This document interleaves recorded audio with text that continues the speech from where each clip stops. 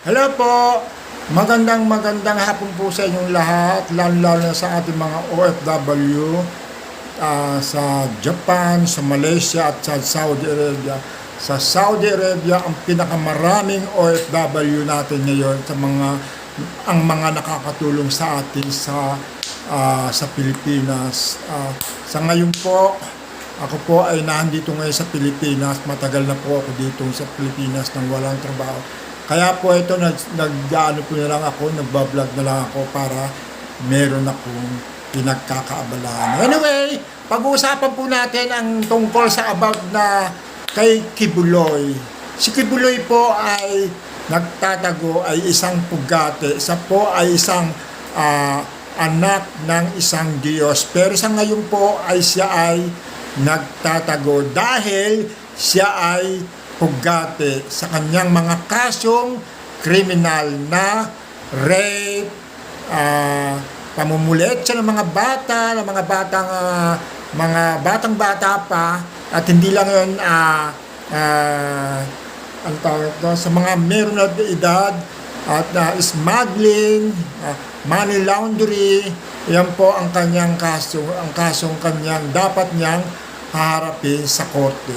Pero ang sabi niya, dalhin niyo sa korte at ako ay sisipo, di ba? Yan ang sabi niya ni Kibuloy. Si Kibuloy po ang appointed of son ng ating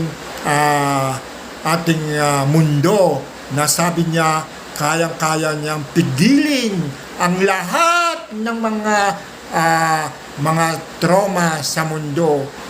Pero bakit hindi niya napigil sa kanyang mga account, yung kanyang mga bahay na ririmitahin na sisiritin ng mga ng court appeal ang kanyang mga account, di ba? Ang dami-dami niyang account ngayon. Ano ngayon, di ba?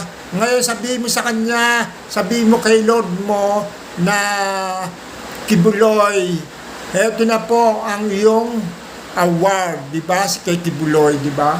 Sa ngayon, siya ay hindi na makapag-withdraw. Ang lahat ng kanyang mga asset ay makukuha ng court appeal para mapigilan siya mag-withdraw, di ba? Katulad ng kanyang mga vlogger na kanyang pinasusweldoan, na dinadala niya pa sa Hong Kong, sa Japan, para mag-tour at magpakasarap. Yan ang mga tauhan ni Kibuloy, lalo na yung mga sa compound ng KOJC, na sa kanyang mga simbahan, kung saan siya nanunumpa, na sinasabi na siya ay anak ng Diyos. O ngayon, nasaan ka na, Kibuloy? Nasaan na yung vibrator mo na dapat mo mapipigil ng iyong mga ang iyong mga account, dapat mapigil mo yan, pati ang iyong bahay, di ba? Ngayon, nasaan ka, Kibuloy? Nasaan na? Sana ay matupad na ito para ikaw ay hindi makatakbo. Bumaba ka na rito sa Manila. Masarap dito, Kibuloy. Dito tayo mag-banding sa Manila. Huwag diyan ka mamundo kung talagang nasa bundok ka. Pero ang alam ng mga tao, nagtatago ka diyan sa iyong compound. Ano ba naman yun, Kibuloy? Pinagluloko mo pa kami. Aba, Kibuloy si Kibuloy, ngayon, sasakit ang ulo mo, pati itong si Digong. Siyempre, makukuha mapipreser ang iyong mga account, pati na ang iyong bahay. Kailangan yan, isarado lahat yan.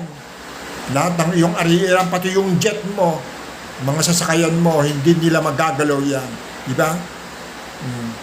Humarap ka na kasi sa iyong mga kaso na binabato sa iyo. Dapat magpakalalaki ka. Ang tanda-tanda mo na, sinungaling ka pa. Sasabihin mo, ikaw ang appointed of son. Tignan mo si Aguila, lumabas. Lumabas siya, ikaw di mo kaya.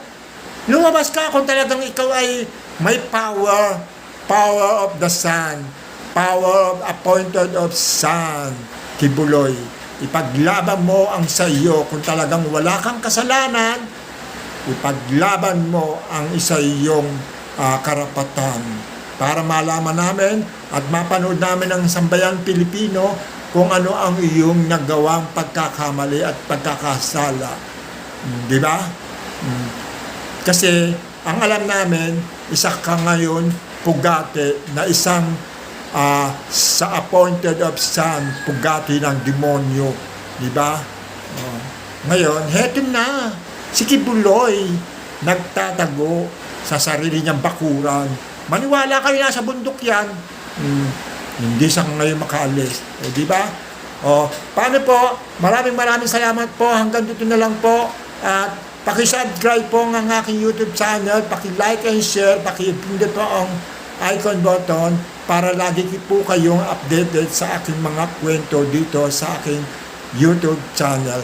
Maraming salamat po. Bye-bye!